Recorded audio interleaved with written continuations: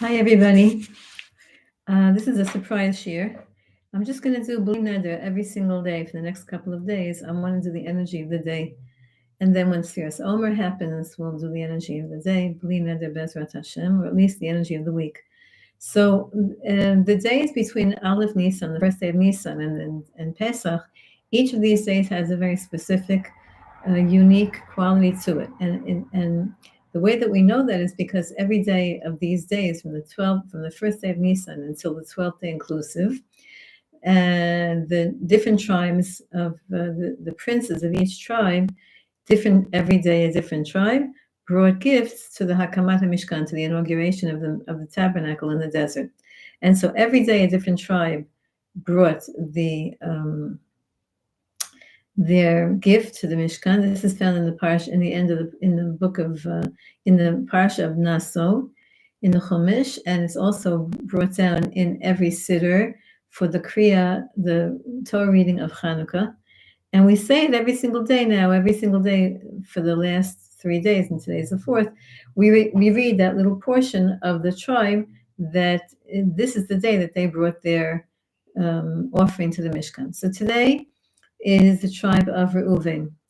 And so the energy of today has to parallel something connected to the tribe of Reuven. That's number one. Number two, it's about also our trying to see the challenge of the day and trying to preempt it by knowing what the challenge is and therefore trying to work on ourselves. So here's a little bit about Reuven. Reuven was the firstborn of Yaakov Avinu and Leah Imenu. He was the firstborn son. And we know a few stories about him in Chumash. We know that he brought his mother Duzaim. He brought his mother the special flowers, and Rachel Imenu wanted those flowers, and Leah gave her the flowers in exchange for having a night with Yaakov Avinu, and from that Leah Imenu got pregnant with Yisachar, and then afterwards with Zavulun, whose energies were yesterday and the day before. And so the energy of Reuven. Now, why was Reuven going and getting flowers?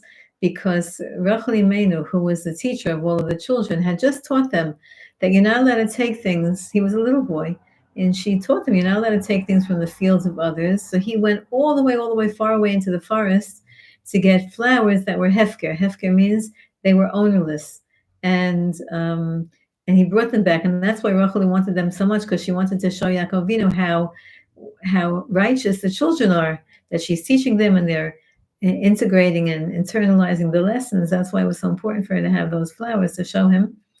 And so that was the first story of Reuven, his righteousness in following the teachings of his mother. And after Rachel Imenu passed away, the next story that we have was that Reuven went and he was insulted. He wanted to honor his mother Leah, and Yaakov, who was mourning Rachel's loss, had moved his things into the tent of Bilhah. Now, who was Bilhah?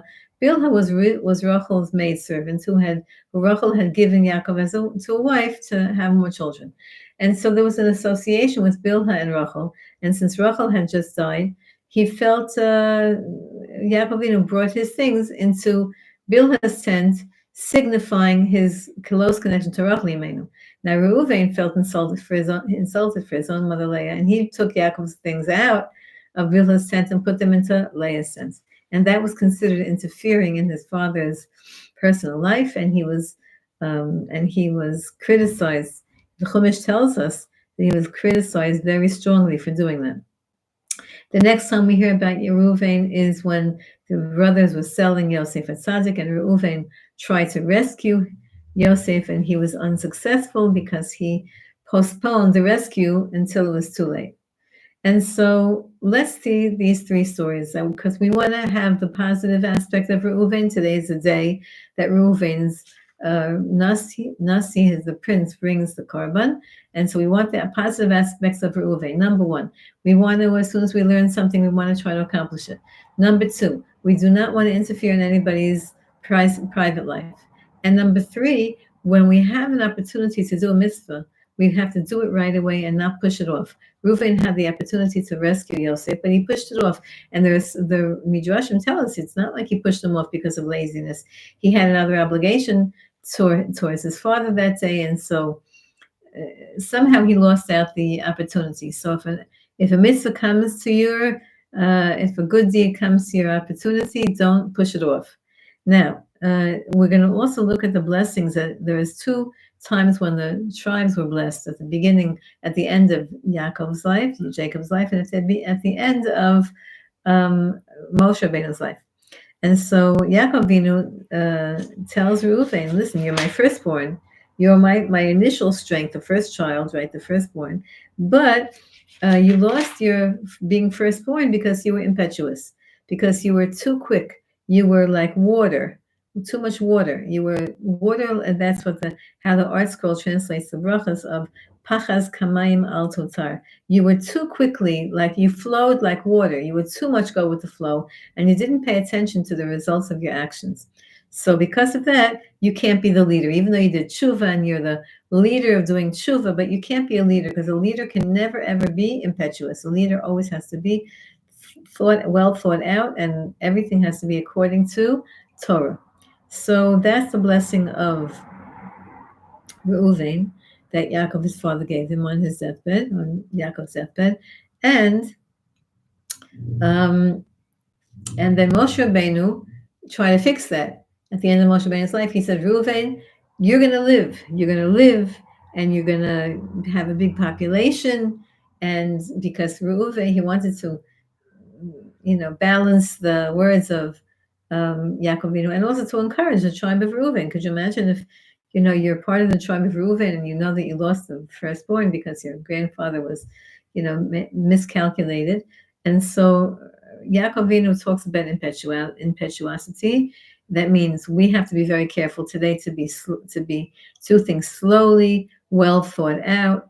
Don't jump the gun to anything. And also we have to realize that if anything is like Moshe Rabbeinu tries to sweeten the bracha of Reuven and to encourage him. So we also have to try, if we see people who are in down and out, we have to try to sweeten them. We have to try to be nice to them. We have to try to encourage them.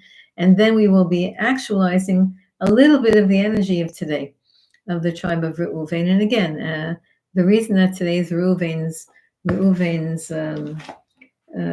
energy is because today, on the fourth day of the month of Nissan, Reuven was the tribe that brought his offering to the Mishkan. And you should know that every offering from the tribes were the exact same offering, but they each had a different intention based on the personality and the nature of that tribe. So too, every one of these days is different. And so we have to try to tune into the energy of the day and maximize it. And also pay attention. Sometimes of these days, we're now is high. On one hand, there's very high pressure days. We have a lot to accomplish to get ready for Pesach.